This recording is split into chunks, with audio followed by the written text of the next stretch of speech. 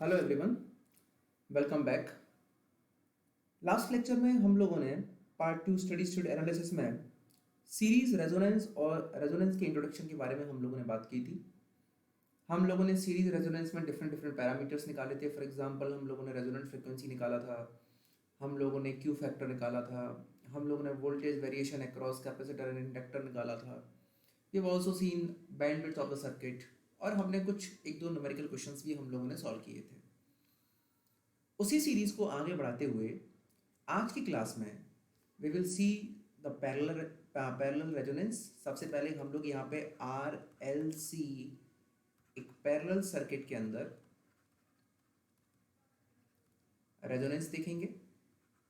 Okay, इसमें resonance में हम लोग बात करेंगे रेजोनेंट फ्रिक्वेंसी के बारे में। Okay, we will talk about the bandwidth, Q factor, है ना, ये सारी हम बातें करेंगे। इसके बाद हम लोग देखेंगे एक टैंक सर्किट। ये टैंक सर्किट क्या होता है, उसके अंदर रेजोनेंस किस तरीके से होता है, we will see about it. It's very easy. Now last class में आपको ध्यान हो तो हम लोगों ने हर चीज़ का डेरिवेशन किया था। रेजोनेंट फ्रिक्वेंसी का हम लोगों ने डेरिवेशन किया था, हम लोगों ने बैंडविड्थ का डेरिवेशन किया था, क्यू फैक्टर का डेरिवेशन किया था। What I will do in the today's class, मैं इन सब का डेरिवेशन नहीं करूंगा, क्योंकि देखो गेट के एग्जाम से डेरिवेशन इज नॉट इम्पॉर्टेंट। और जो डेरिवेशन जिस तरीके से हम लोगों ने सीरीज रेजोनेंस के लिए किया हुआ था, उसी तरीके से पैरेलल रेजोनेंस के लिए सेम डेरिवेशन ही होता है। यहाँ मैं आज क्लास में क्या करूँगा कि मैं आपको बेसिकली कंसेप्ट समझाऊंगा। What is the concept of parallel resonance, किस तरीके से रेजोनेंट फ्रिक्वेंसी निकल के आती है, और मैं उनके फॉर्मूले बताऊंगा कि किस तरीके से क्या चीज़ इंपॉर्टेंट है। क्योंकि एग्जाम में डेरिवेशन करने के लिए नहीं आएगा, एग्जाम में एप्लीकेशन बेस्ड क्वेश्चन आएगा। तो किस तरीके से स्टडी स्टेट एनालिसिस में क्वेश्चन आते हैं, we will see about it. Okay, so let's start. तो सबसे पहले हम लोग बात करते हैं आरएलसी पैरेलल रेजोनेंस सर्किट के बारे में।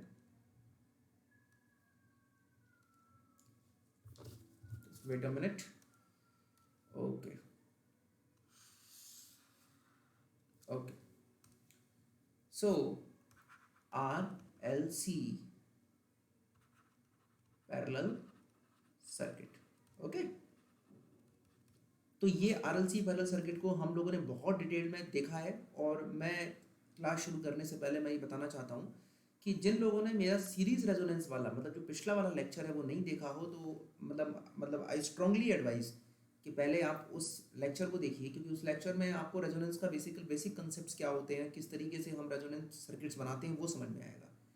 टुडेज क्लास जो हमने सीरीज रेजोनेंस देखा था उसका जस्ट पैरेलल रेजोनेंस किस तरीके से होता है, वो पूरा का पूरा रिजेंबल होगा सीरीज रेजोनेंस से पैरेलल रेजोनेंस के बीच में।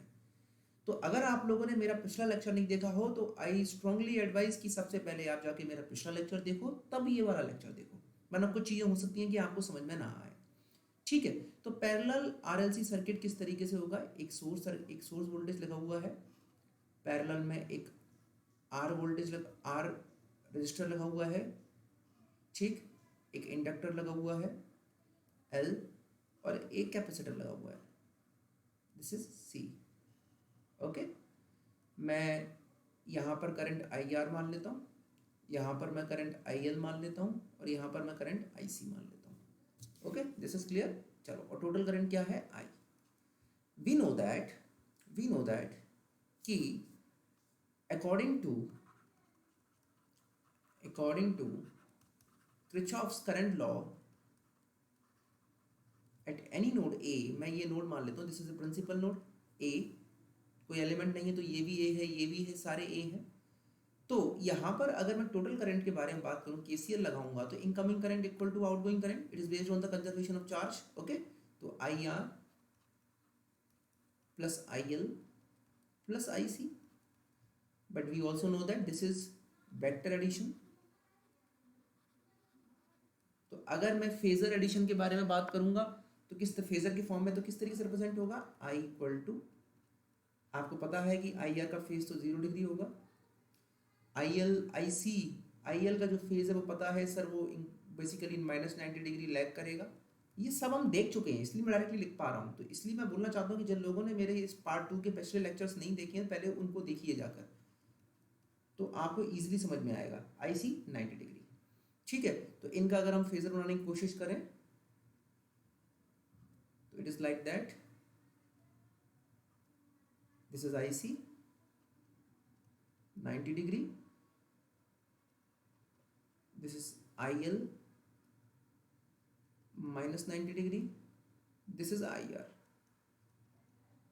So this is a phasor, okay. And we also know that at resonance net reactive component, जैसे वहां पर net reactive voltage क्या हुआ था, 0 हुआ था, यहाँ पे net reactive पैरेलल सर्किट में क्या हो जाएगा, करंट क्या हो जाएगा, इज 0, ओके। तो IL इक्वल टू IC होना पड़ेगा, क्योंकि सर दोनों ये क्या है, अपोजिट डायरेक्शन में है। This is actually minus JIL, this is JIL। अभी कैसे आया वो हम देख लेते हैं, ठीक है। देखो देखो ध्यान से कि हम लोग I को कैसे लिख सकते हैं, VY टोटल इम्पिडेंस Z है, this is VY R, IR की वैल्यू क्या होगी, VY R होगी। और what is IL, V upon XL, V upon XC, and you know that XL equal to j omega L, XC equal to 1 upon j omega C, ठीक है। तो हम लोगों ने ससेप्टिबिलिटी के बारे में हमने बात की थी, VL क्या होता है, 1 upon omega L, तो ये j omega L हो जाएगा, इस तरीके से हो जाता था। अगर मैं इसका मॉड लूंगा तो 1 upon VL क्या होगा, ओमेगा L, और BC मतलब कैपेसिटेंस ससेप्टिबिलिटी क्या होता है, ओमेगा C। तो यहाँ मैं क्या लिख सकता हूँ, this is V into Y, V into G plus J V into VC minus BL, क्योंकि देखो ध्यान से यहाँ पर XC 1 अपन j ओमेगा C होता है, J ऊपर जाएगा तो पॉजिटिव फॉर्म में आएगा। XL क्या है, 1 अपन j ओमेगा, XL क्या है, j ओमेगा L है, तो V अपन j ओमेगा L, तो J ऊपर जाएगा तो नेगेटिव में, इसलिए BC पॉजिटिव साइड में आएगा, VL नेगेटिव साइड में आएगा। व्हाट इज BC,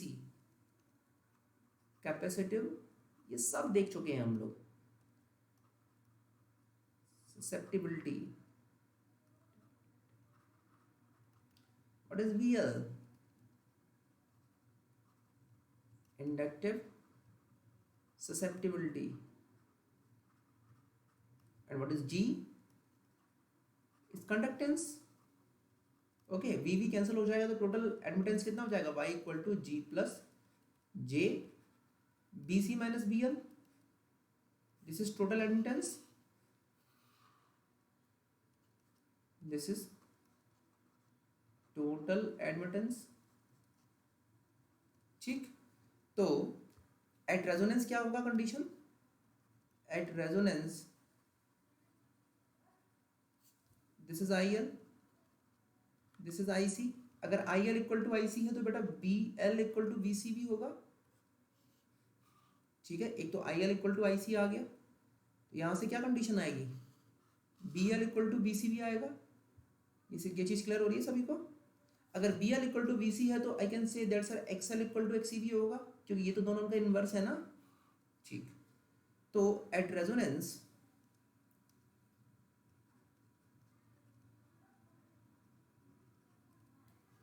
BL की वैल्यू क्या होती है बेटा, what is BL, 1 upon omega L, what is VC, omega C।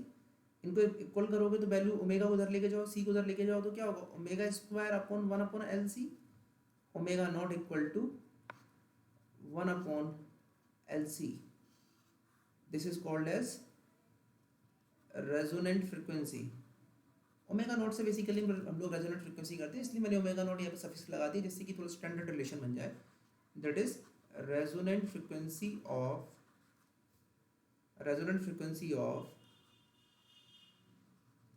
Parallel RLC circuit, ठीक है। ये चीज सभी को क्लियर होगी बेटा, ठीक है। तो sir we have seen that कि सीरीज और हम लोग RLC सर्किट के बारे में बात करें और पैरेलल रेजोनेंस सर्किट के बारे में बात करें तो both the basically both the frequency, resonant frequency are same. अब मैं प्रॉपर्टीज के बारे में कुछ बात करूंगा और बाद में मैं आपको शॉर्ट ट्रिक्स भी बताऊंगा। Properties of RLC parallel circuit.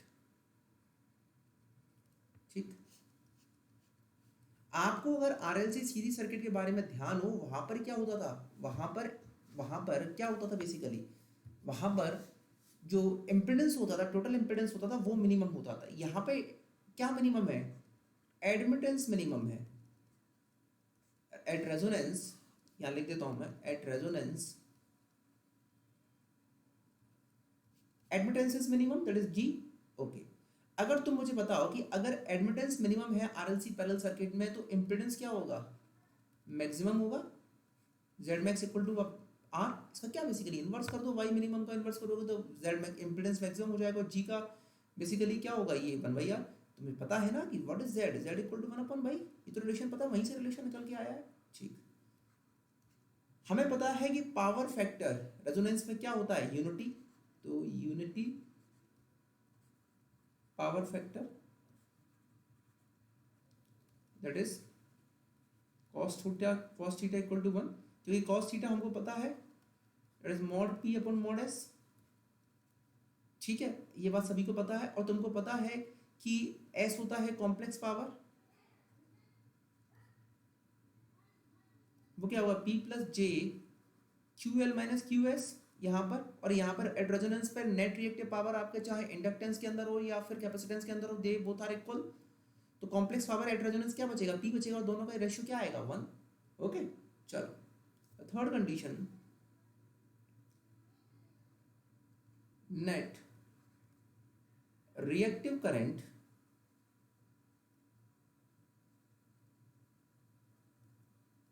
Is equal to 0। ये हम लोगों ने देखा, वहां पर net reactance voltage equal to 0 होता था सीरीज रेजोनेंस में, यहाँ पर net reactive current is equal to 0। चलिए अगेन क्यू फैक्टर के बारे में बात करते हैं। What is Q factor for RLC parallel circuit. Q factor के बारे में आपको ध्यान हो, अगर आप लोग को दिल को थोड़ा सा ध्यान हो कि हम लोगों ने वहां क्यू फैक्टर के बारे में क्या बात की थी, कि sir Q factor is basically formula का क्या निकला, it is 2 pi times the ratio of maximum energy stored in circuit to power dissipation per cycle. ठीक है, ये बात सभी को समझ में आ रही है। तो क्यू फैक्टर जो फॉर्मूला वहां निकल कर आया था, वो निकल के आया था omega naught L by R for series circuit, और यहीं से हमने एक फॉर्मूला निकाला था कि वी एल और वी सी बाई वी, ये भी हम लोगों ने निकाला था किसके लिए, सीरीज सर्किट के लिए। अब अगर सीरीज सर्किट में आपको पता है कि वोल्टेज क्या होता है, बेसिकली वोल्टेज क्या होते हैं, वोल्टेज अलग अलग होते हैं सीरीज में, तो पैरेलल सर्किट के लिए ये जो वी एल और वी सी आया है, पैरेलल सर्किट के लिए ये जो VL और ये एक्चुअली क्या है, reactive component of voltage is what is the ratio, what is the Q factor. Q factor इस फॉर्मूले से क्या समझ में आ रहा है कि it is a reactive component of voltage, it is reactive component of voltage,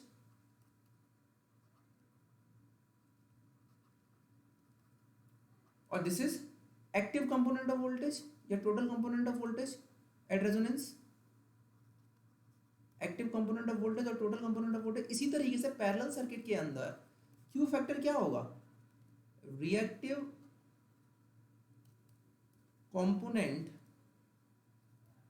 of current divide by active component of current. यहां से क्यू फैक्टर का रिलेशन क्या बनेगा, Q factor equal to IL और IC divide by total I, क्योंकि at resonance total current क्या है sir, उसके अंदर एक्टिव कंपोनेंट ही है, मतलब बेसिकली रेजिस्टेंस वाला पार्ट ही है। तो व्हाट इज, ये हो जाएगा V by omega naught L, क्योंकि एट रेजोनेंस निकालते हैं ना, मैं IL निकाल रहा हूँ बेटा, मैं IL निकाल रहा हूँ, तो क्या हो जाएगा V upon omega naught L. What is I, total active component क्या है V बाई आर, तो यहाँ से क्या वैल्यू आएगी क्यू फैक्टर की, क्यू फैक्टर की वैल्यू यहाँ पे आएगी R by omega naught L. अगर मैं IC के फॉर्म में निकालना चाहूँ, IC बाई I के फॉर्म में निकालना चाहूँ, तो वैल्यू क्या आएगी V by XC। What is XC, 1 upon omega not C, तो omega naught C divide by V by R, तो क्या आएगी omega naught RC। What is the value for Q factor, Q factor की value क्या निकल के आई, Q factor equal to formula जो parallel resonance के लिए मैं लिख देता हूँ, for parallel resonant circuit, for parallel resonant circuit Q factor की वैल्यू आई है, एक वैल्यू तो आई है R Y omega naught L और एक वैल्यू आई है ओमेगा नॉट आर सी। ठीक, कोई फॉर्मूला आप याद कर सकते हो, आप चाहो तो ये वाला फॉर्मूला याद कर सकते हो, आप चाहो तो ये वाला फॉर्मूला याद कर सकते हो। ठीक है, now the fifth parameter that is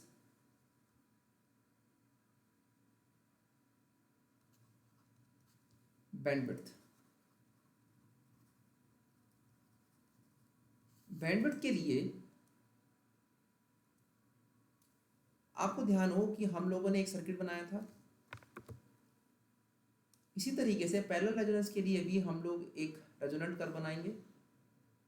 ठीक सर, सीरीज रेजोनेंस में बेसिकली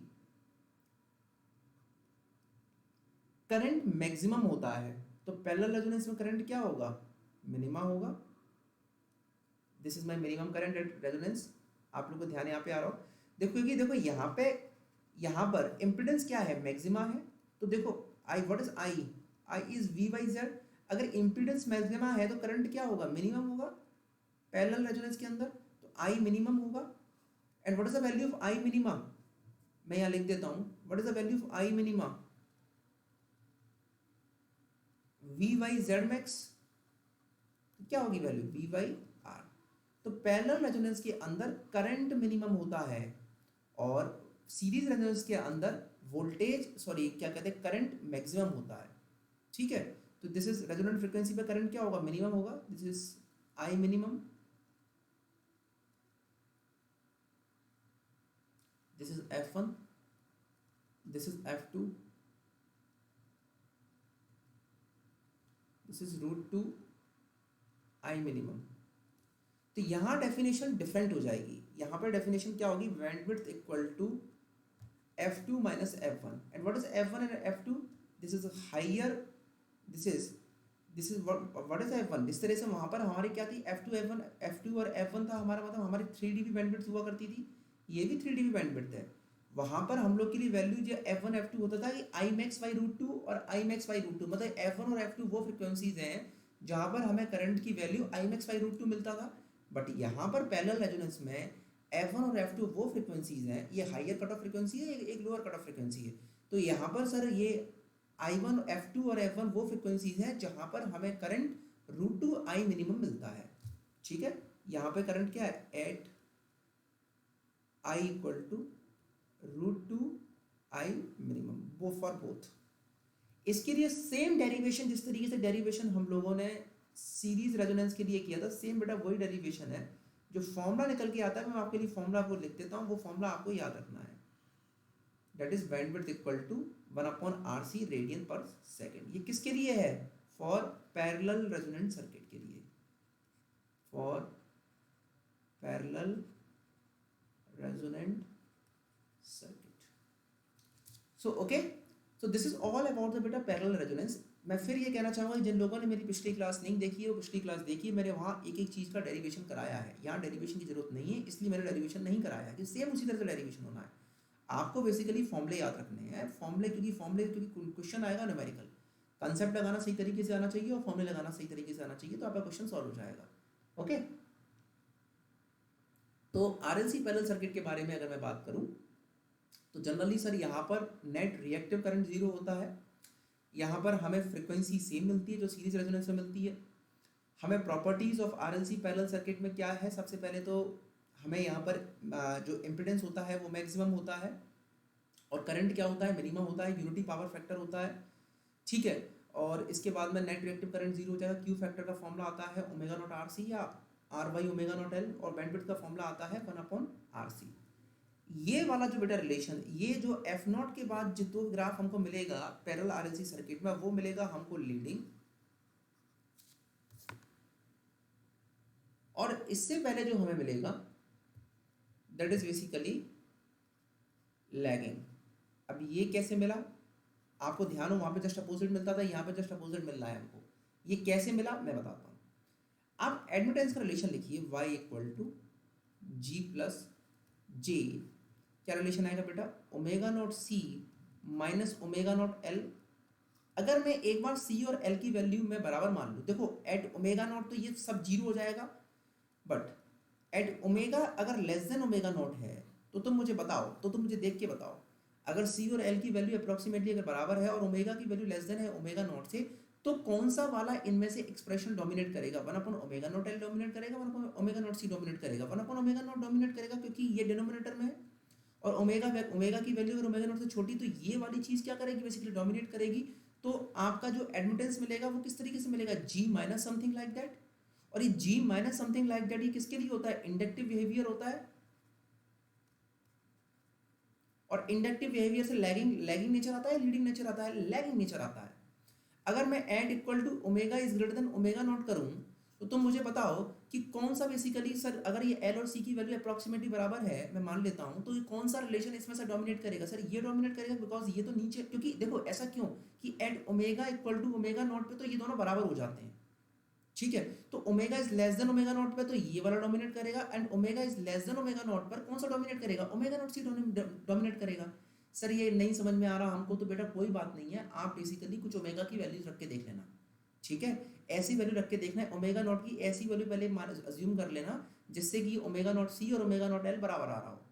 फिर ओमेगा की कुछ वैल्यू ओमेगा नॉट से छोटी लेके देखना और ओमेगा की कुछ वैल्यू ओमेगा नॉट से बड़ी लेके देखना, तो तुमको समझ में आ जाएगा कि अगर omega is less than omega not है तो कुछ इस तरीके का रिलेशन आएगा, और अगर omega is greater than omega not है तो कुछ इस तरह का रिलेशन आएगा, जी प्लस समथिंग लाइक दैट, ठीक है? तो इस वाले कंडीशन में कौन सा बिहेवियर डोमिनेट करेगा? कैपेसिटिव बिहेवियर डोमिनेट करेगा। Capacitive behaviour dominates, okay? तो कैसा नेचर होगा? लीडिंग नेचर होगा, इसीलिए बेटा यहां पर लीडिंग और यहां पर लैगिंग, ये चीज ध्यान रखना, ठीक है? तो दिस इज बेटा all about the series parallel resonance. अब सबसे बड़ी चीज, आगे बढ़ने से पहले हम एक कंक्लूजन के फॉर्म में सीरीज रेजोनेंस और पैरेलल रेजोनेंस के दोनों के फॉर्मूले एक बार एनालाइज करते हैं, क्योंकि देखो बेटा फॉर्मूले याद रखना बहुत जरूरी है, क्योंकि एग्जाम में न्यूमेरिकल क्वेश्चन आएगा वो फॉर्मूले से ही सॉल्व होगा, ठीक है? तो आई विल टेक कंक्लूजन, मैं दो कॉलम ले लेता हूं, एक कॉलम ले लेता हूं सीरीज रेजोनेंस का, ठीक है? और एक ले लेता हूं मैं, वेट अ मिनट, थोड़ा अच्छे थोड़ा सही तरीके से लाइन ले लेते हैं, क्योंकि बड़ी लाइन की जरूरत पड़ेगी हम लोगों को, ठीक। तो यहां पर मैं ले लेता हूं सीरीज रेजोनेंस, और यहां पर मैं ले लेता हूं पैरेलल रेजोनेंस, ओके? अब एक एक करके फॉर्मूला देखते हैं। सबसे पहले फॉर्मूला देखते हैं हम लोग रेजोनेंट फ्रीक्वेंसी, ठीक? इसके लिए ओमेगा नॉट क्या था? ये 1/√LC, और इसके लिए भी फॉर्मूला क्या था? Omega naught equal to 1/√LC।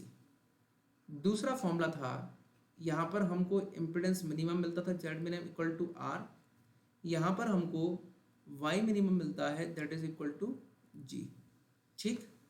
The third formula is Q factor. Q factor के बारे में हम लोग बात करें, क्योंकि पावर फैक्टर तो यहाँ भी यूनिटी रहता है, वहाँ भी यूनिटी रहता है, तो हम बात करेंगे क्यू फैक्टर के बारे में। क्यू फैक्टर के लिए यहाँ पर जो फॉर्मूला मिलता है that is omega not L/R। एक फॉर्मूला हमको ये मिला था और एक फॉर्मूला हमको मिला था 1/ω/RC। यहाँ पर हमको जो फॉर्मूला मिला, this is first, this is second, this is third. यहाँ पर हमको क्यू फैक्टर के दो फॉर्मूले मिले। पहला फॉर्मूला हमको मिला यहाँ पर Q इक्वल टू ω0/RC, और एक फॉर्मूला हमको मिला R/ω0L। Just wait a minute, R/ω0L। इसके बाद बैंडविड्थ का फॉर्मूला हमको सीरीज रेजोनेंस में जो हमको मिला था,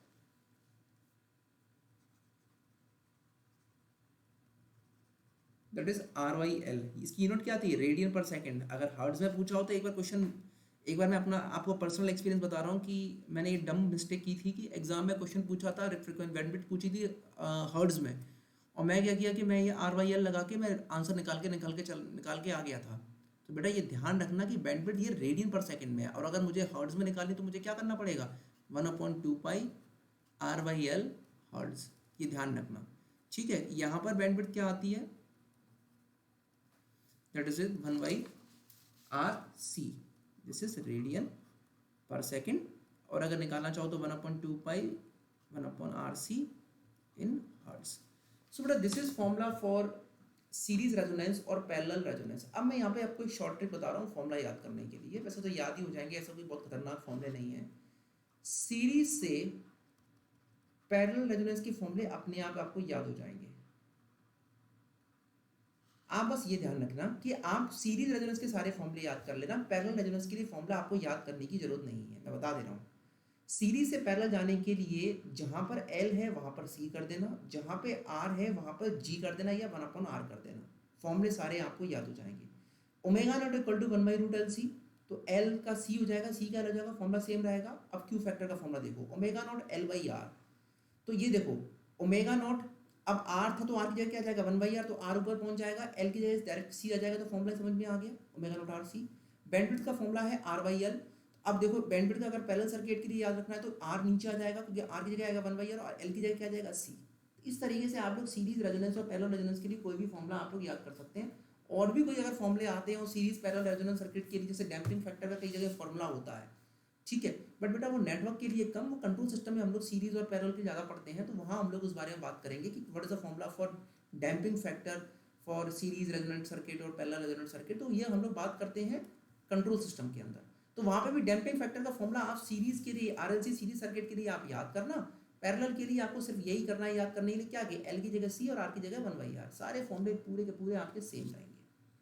ठीक है बेटा, तो this is all about the series resonance और पैरेलल रेजोनेंस। अब इसी में पहले क्वेश्चन सॉल्व करने से पहले एक कंसेप्ट और आता है, that is tank circuit. Now what is this tank circuit, और टैंक सर्किट में हमें किस तरीके से रेजोनेंस मिलता है, वो हम लोग सब लोग एक एक करके देखेंगे। देखो what is tank circuit. Tank circuit बेटा कुछ नहीं होता, अगर एक इंडक्टर और एक कैपेसिटर, ठीक है, एक इंडक्टर और एक कैपेसिटर एक सोर्स के पैरेलल में लगा हुआ है, मतलब इंडक्टर और कैपेसिटर किस में हो, पैरेलल में लगे हो, this is C, this is L, और एक सोर्स के पैरेलल में लगा हुआ है, तो उस किसी भी तरह के सर्किट को हम लोग टैंक सर्किट बोलते हैं। Actually this is ideal tank circuit,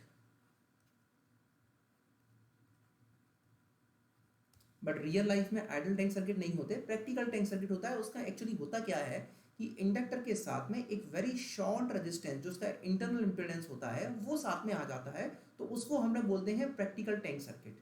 तो एक्चुअली प्रैक्टिकल टैंक सर्किट किस तरीके का होता है, वो इस तरीके का होता है, और उसी के बारे में हम लोग डेरिवेशंस देखेंगे अभी। दिस इज R, ठीक है, this is inductance L, this is capacitor,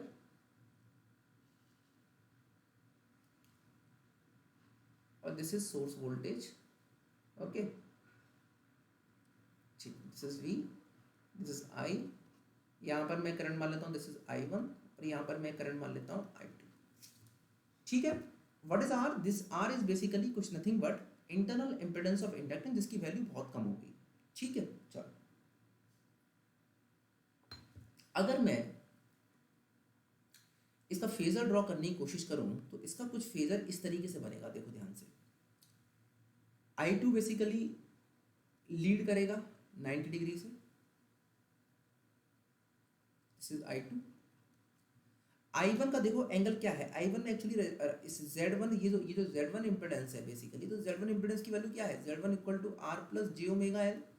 तो करंट बेसिकली लैग करेगी कुछ समथिंग थीटा एंगल से, तो मैं ये मान लेता हूँ this is theta angle lag करेगा, और जो नेट करंट होगा that will be in horizontal direction, जहां पर हमें रेजोनेंस मिलेगा, ठीक है। बात सभी को समझ में आ रही है, this is my I1।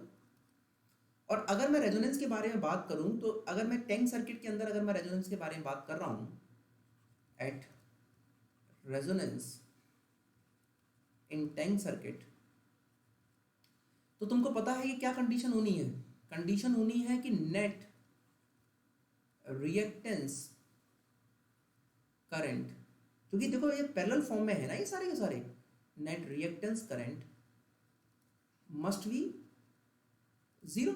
Okay, अब देखो किस तरीके से जीरो हो सकते हैं कि अब इस I1 एंगल, एक्चुअली I1 क्या है, एंगल थीटा पे है। अब I1 के दो बेसिकली कंपोनेंट्स हो सकते हैं, है ना। एक कंपोनेंट I1 का हो सकता है I1 cos थीटा, वो किधर होगा, कुछ यहाँ होगा, this is I1 cos theta. और एक कंपोनेंट क्या होगा, I1 sin थीटा, एक हॉरिजॉन्टल कंपोनेंट और एक वर्टिकल कंपोनेंट। तो अगर नेट रिएक्टेंस करंट को तुम्हें जीरो करना है तो तुम मुझे बताओ कि I2 की वैल्यू क्या होगी, I1 sin थीटा। अगर I, क्योंकि ये अपोजिट डायरेक्शन में है ना, जब ये बराबर होंगे तभी तो कैंसिल आउट होंगे।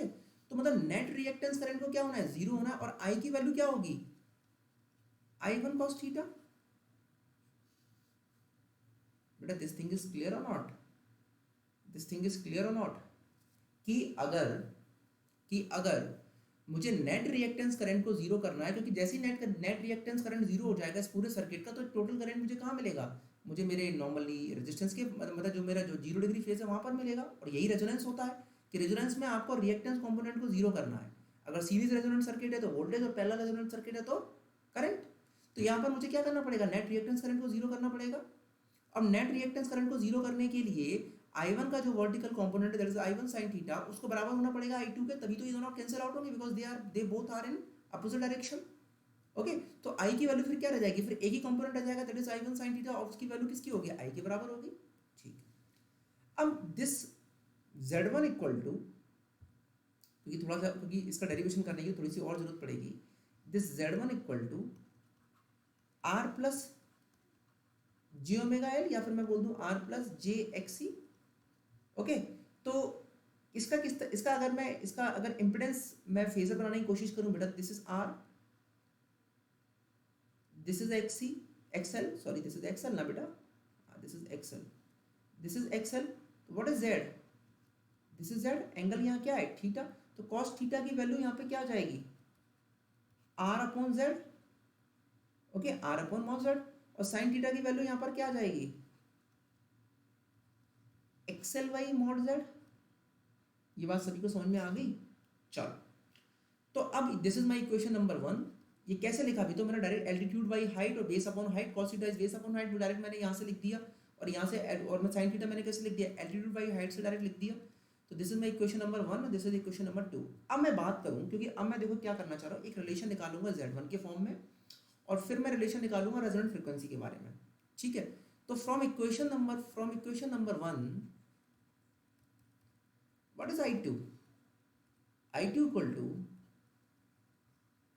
I1 sin theta. Okay, I2 equal to I1 sin theta. अब इस I2 की इस इक्वेशन, तुम इस डायग्राम को देखकर देखो, दिस इज माय I2 और दिस इज माय I1। तो मुझे ये क्या है, V है, और यहाँ पर क्या है, this is XC, this is XL और दिस इज R। तो अब तो मुझे ये बताओ देखकर कि what is the value of I2 can, I can say that I2 is V by XC। मैं क्या बोल सकता हूँ I2 को, I2 is V by XC। What is I1 को मैं क्या बोल सकता हूँ, I1 को मैं बोल सकता हूँ V by Z1, क्योंकि ये I1 किस में है, इस R और XL वाली ब्रांच में, तो मैं क्या बोल सकता हूँ इसको, V by Z1। अच्छा, यहाँ पे मैं Z1 माना तो इनको Z1 मानना पड़ेगा ना, V by Z1, R by Z1, XL by Z1। And what is this बेटा, sin theta, sin theta is mod XL y mod Z1। बात सभी को समझ में आ रही है कि नहीं आ रही है। चलो, अब इन इक्वेशन को मैं बराबर कर दूं, V को कैंसिल कर दूं, V को कैंसिल कर दिया मैंने, तो ये mod Z1 square equal to mod XL mod XC। तो यहाँ से mod Z1 स्क्वायर इनकी वैल्यू रख दो बेटा, what is mod XL is omega L, what is XC 1 upon omega C। Omega से ओमेगा कैंसिल होगा, तो यहाँ से आपको एक रिलेशन मिल गया कि mod Z1 equal to root L by C। ठीक है, this relation is important for tank circuit. कि मतलब सर ये जो total impedance of first branch है, this is total impedance of first branch, इसका रिलेशन आया है रूट L by C। यहाँ से रिलेशन एक निकल के आ गया। नाउ अब निकालेंगे हम resonant frequency for tank circuit. Resonant frequency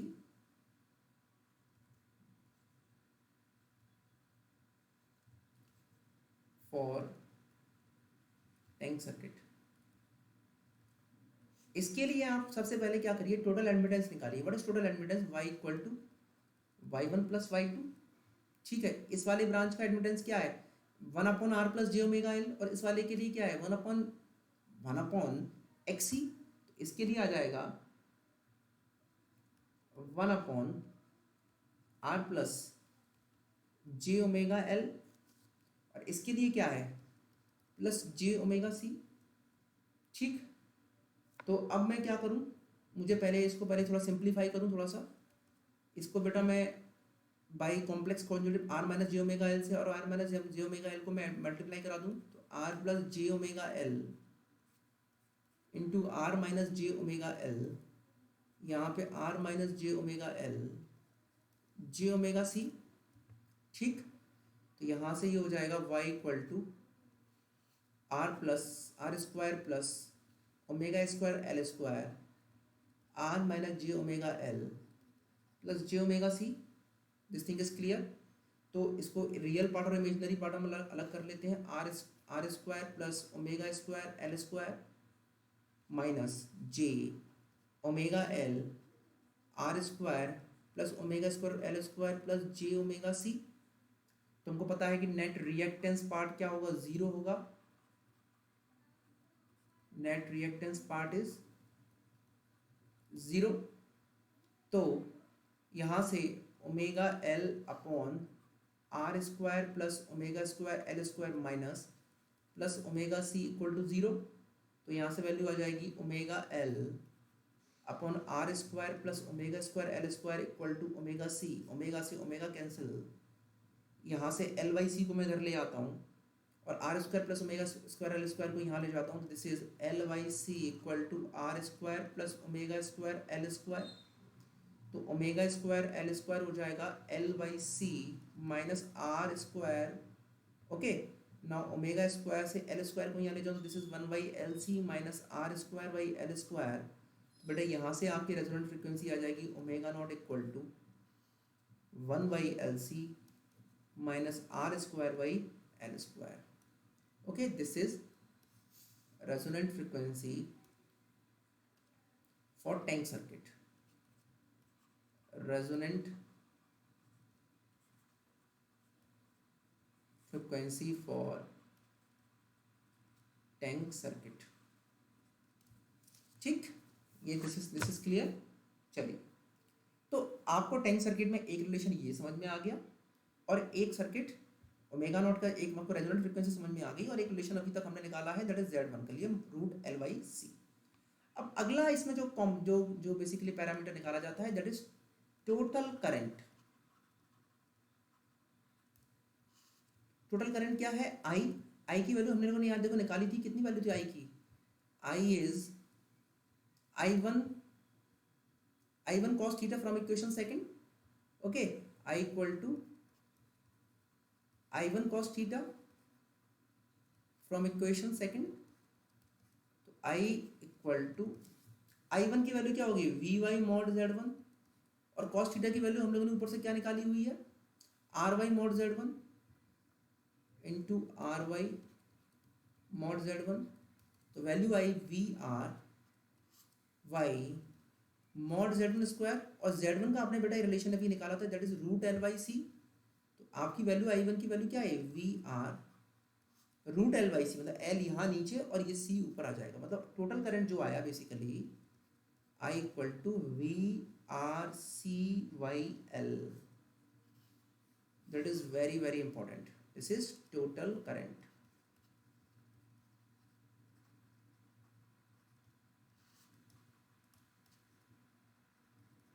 in tank circuit. अब यहां से बेटा अगर मैं VYI निकालने की कोशिश करूं, दिस VYI, तो इसकी वैल्यू क्या आएगी? जरा मुझे यहां से बताओ। दिस VYI की वैल्यू निकालने की कोशिश करो। VYI, what is the value VYI? LYRC। इसको कहते हैं dynamic impedance. Dynamic impedance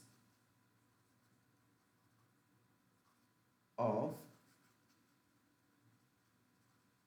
tank circuit. Okay, this is dynamic impedance of tank circuit. अब तुम मुझे बताओ कि सर टैंक सर्किट के लिए what is R, R is the internal impedance of inductance, जिसकी वैल्यू क्या होगी, बहुत कम होगी। तो क्या मैं कह सकता हूँ, मैं ये कह सकता हूँ कि डायनेमिक इम्पिडेंस, इसको हम लोग जेड डायनेमिक से रिप्रेजेंट करते हैं, Z I, dynamic impedance of tank circuit is very high as R is very low, क्योंकि R क्या है, इंटरनल इम्पिडेंस है। R क्या है, बेसिकली इंटरनल इम्पिडेंस है ऑफ इंडक्टर, इसलिए डायनेमिक इम्पिडेंस जो बेसिकली होता है वो क्या होता है, बहुत हाई होता है टैंक सर्किट का। अगर मैं आइडियल टैंक सर्किट के बारे में बात करूं, ideal tank circuit, ideal tank circuit क्या था, अपने ऊपर बनाया था ना, this is L, this is C, this is source. तो यहाँ पर R की वैल्यू बेसिकली क्या है, जीरो। अगर R की वैल्यू जीरो तो Z डायनेमिक की वैल्यू क्या आएगी, infinite. For ideal tank circuit dynamic, for ideal tank circuit dynamic resistance for tank circuit is ideal, so is infinite for ideal tank circuit. Okay, चलिए now further the last parameter is Q factor for tank circuit, Q factor for tank circuit। तो बेटा ये तो चीज़ तुमको पता ही है कि अगर एक पैरेलल सर्किट है उसके लिए Q फैक्टर क्या होता है, reactive component of current upon active component of current. Reactive component of current देखो, अब दो चीजें थी, एक तो था I1 sine theta,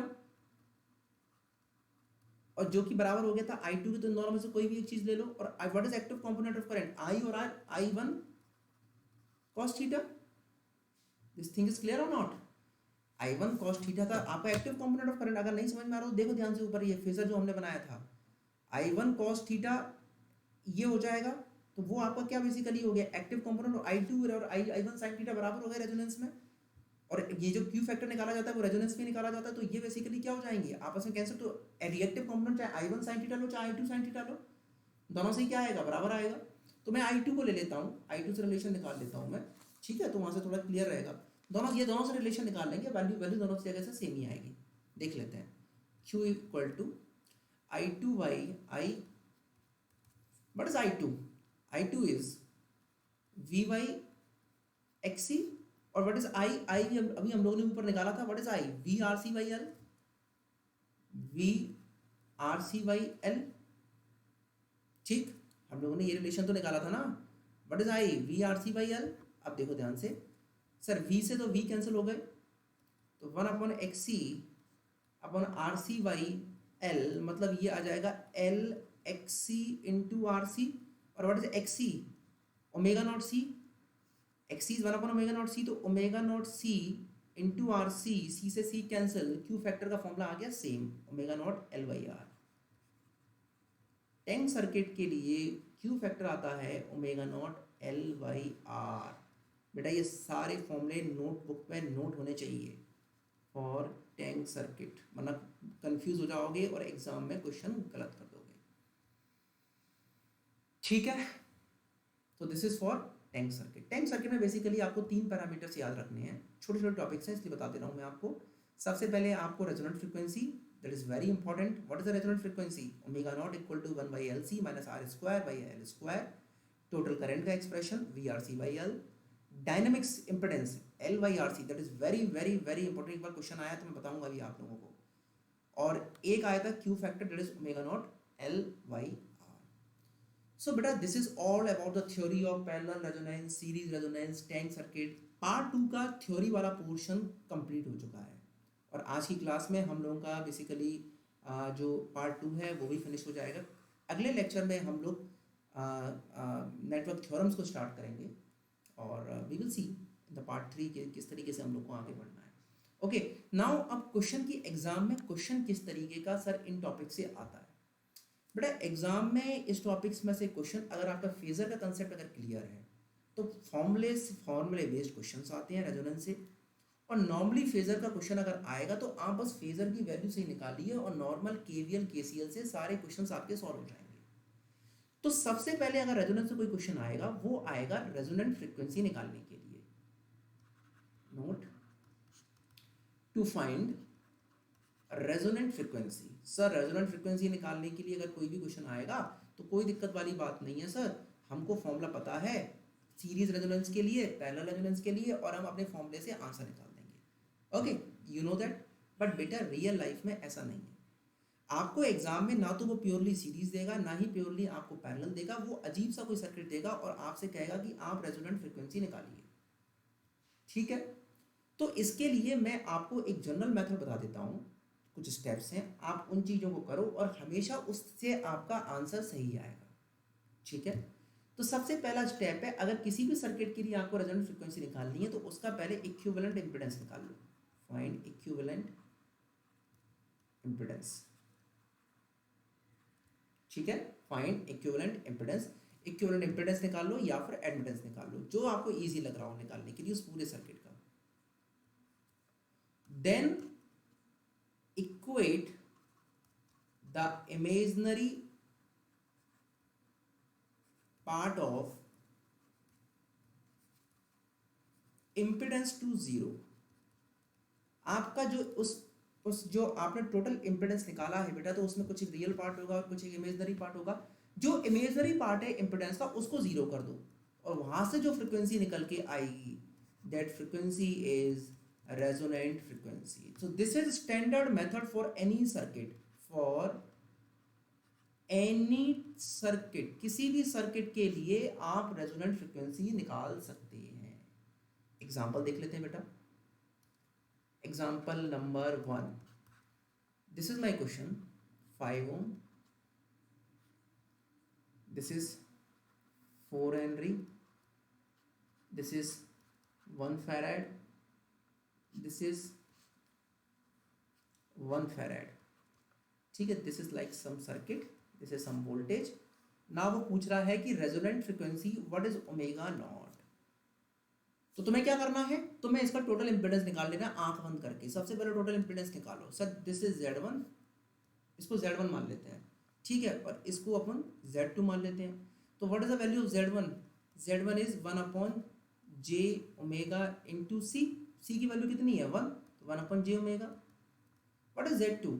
Z2 is j omega into L, what is 4 plus 1/j omega into 1, तो यहाँ क्या हो जाएगा 4j omega minus jy omega. ठीक है, now to what is total Z? 5 plus.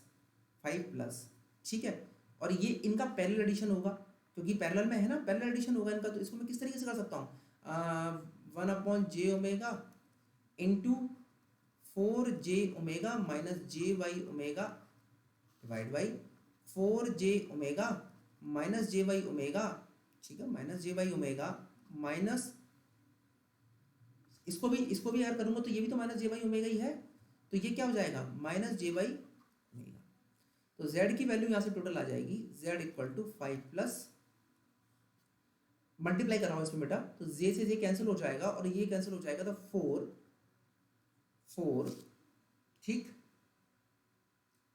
4, यहाँ से मैंने इसको कैंसिल कर दिया तो वैल्यू क्या आएगी, j से j कैंसिल हो गया, ओमेगा से ओमेगा कैंसिल हो गया, तो 4 माइनस ये j से j कैंसिल हो गया, नीचे और देखो j से j कैंसिल हो जाएगा, माइनस माइनस 1/ओमेगा स्क्वायर। ठीक है, एक ही रिलेशन ये आएगा। अब इसके बाद में नीचे से हम क्या करेंगे, इनका मल्टीप्लाई, तो ये आएगा 4j omega minus 2y omega.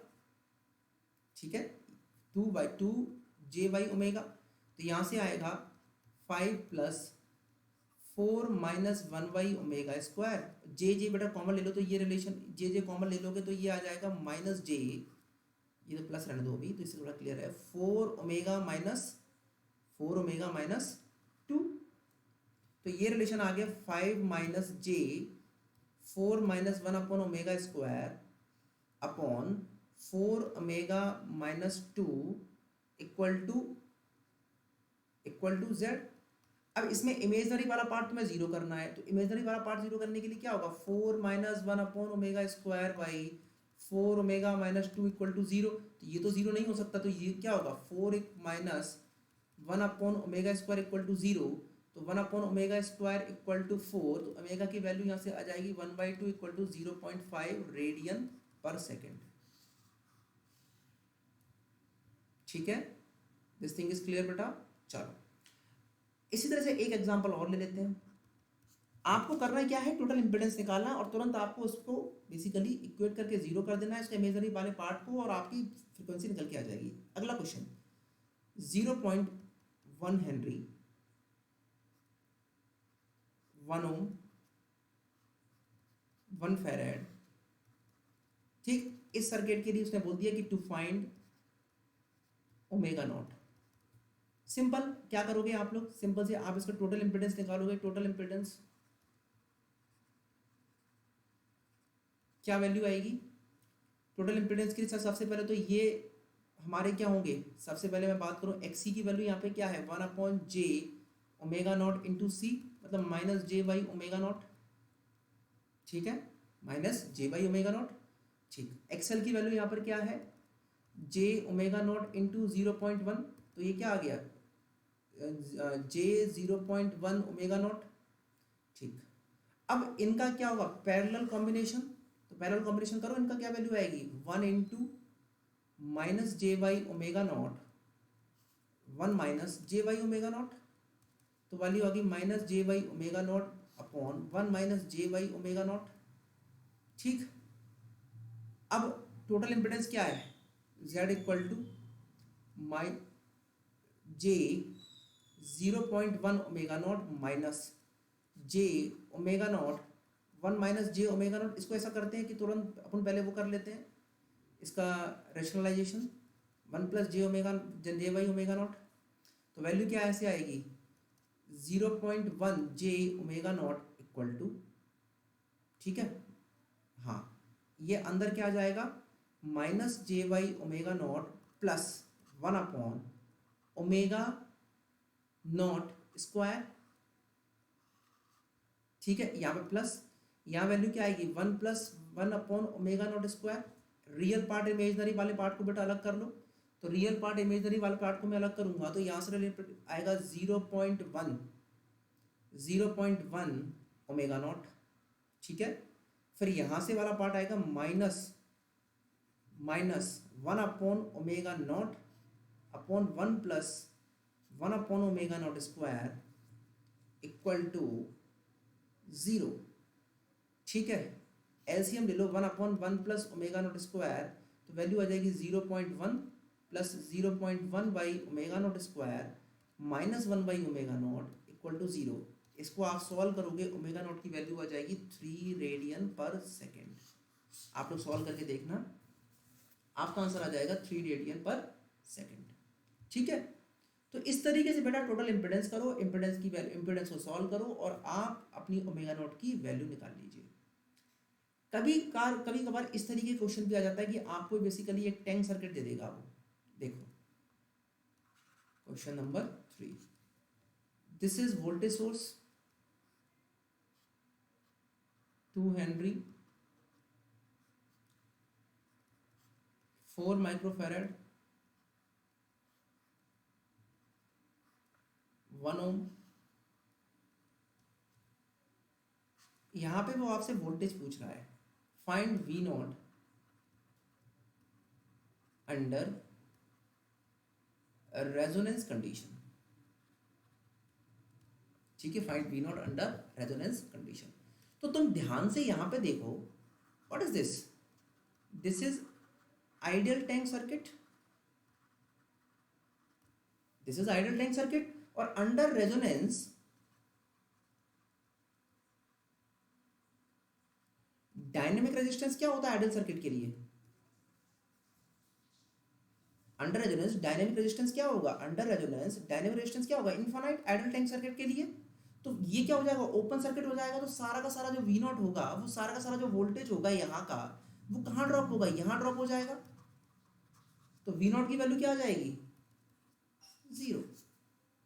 बात समझ में आ रहा है? तो बेटा एक बार क्वेश्चन ये भी आएगा तो ये ध्यान रखना कि for idle time circuit dynamic resistance is infinite, so the voltage drop across 1 ohm resistance is 0, क्योंकि सारा का सारा जो सोर्स वोल्टेज होगा वो ड्रॉप कहाँ हो जाएगा, टैंक सर्किट में ड्रॉप हो जाएगा। ठीक है, एक क्वेश्चन और सॉल्व करते हैं। कभी कभी क्वालिटी फैक्टर निकालने के लिए क्वेश्चन आ जाता है कि find, first is quality factor of each coil and quality factor of network। Question कुछ इस तरीके का था, this is 0.5 Om, this is 0.5 Om, 25 milli henry, 6 microfarad, 12 microfarad,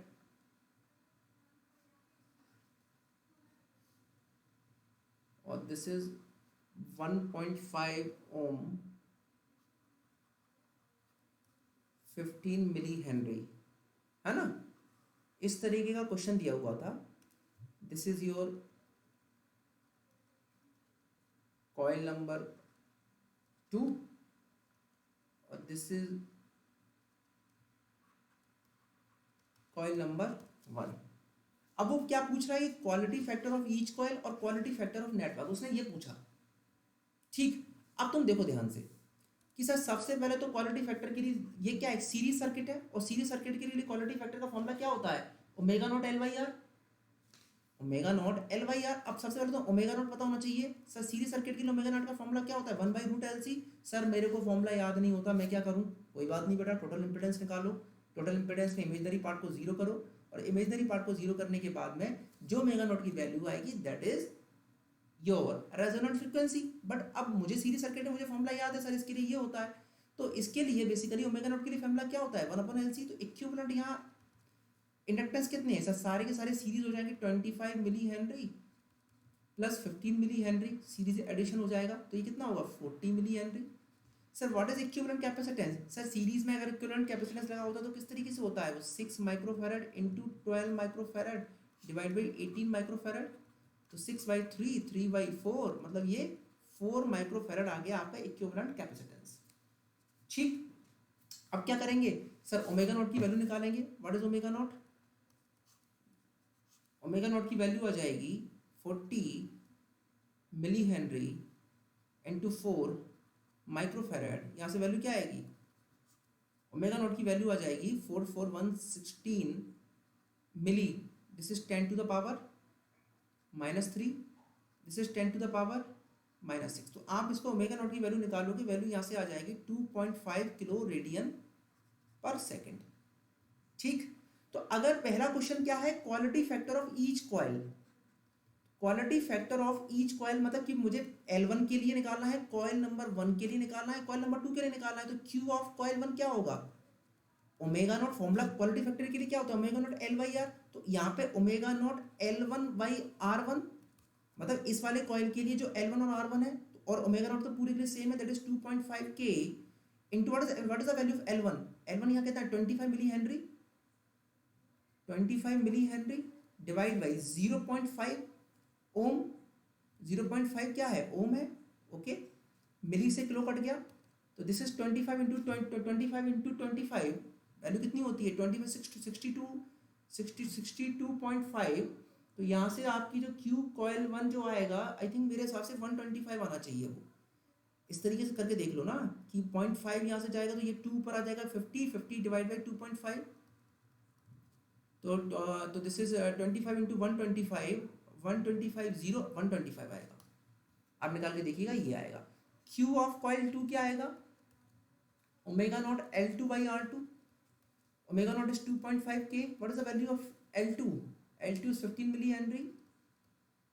what is the value of R2, 1.5, तो kilo से मिली cut जाएगा, और value यहाँ पे हम निकालेंगे तो इसकी वैल्यू कुछ आएगी 25, वैल्यू कुछ आनी चाहिए, क्योंकि 1.5 से ये 10 और 2.5 इंटू 2 25, तो कॉइल ऑफ 2 क्या आ गया, क्वालिटी फैक्टर इस तरीके का आ जाएगा 25। Now quality factor of network, तो मतलब ये तो बहुत ही सिंपल है, omega naught L equivalent upon are equivalent. तो what is the value of omega naught 2.5k, what is L equivalent, L equivalent is 40 milli henry, हमने यहाँ निकाला था 40 मिली हेनरी। और आर इक्विवेलेंट कितना होगा सर, सीरीज में कितना 0.5 0.5 और 1.5, तो 1 और 1 बाई 2.5 हो जाएगा 2.5। इसको आप करोगे तो ये दिस इज 10 और ये कट जाएगा, तो वैल्यू कुछ आपकी 40 आनी चाहिए, एक बार चेक कर लेना, वैल्यू कुछ आनी चाहिए इसकी, this is 1, yes this is 1 और यहाँ से 40 वैल्यू आएगी। तो कभी कभी बेटा इस तरीके से क्वेश्चन भी आ सकता है कि क्वालिटी फैक्टर आपसे कॉइल का पूछ ले, फिर आपको टोटल नेटवर्क का पूछे, तो आपको ये ध्यान रखना है कि पूरे सर्किट के लिए आप लोग अपनी रेजोनेंट फ्रिक्वेंसी निकालो, फिर उसके बाद फॉर्मूला रख दो, omega naught by L by R होता है सीरीज सर्किट के लिए। अगर कॉइल के लिए पूछे तो कॉइल के इक्विवेलेंट कॉइल का ही पर्टिकुलरली इंडक्टेंस और या रेजिस्टेंस आ जाएगा, और टोटल नेटवर्क का पूछना है तो इक्विवेलेंट इंडक्टेंस और इक्विवेलेंट रेजिस्टेंस आ जाएगा।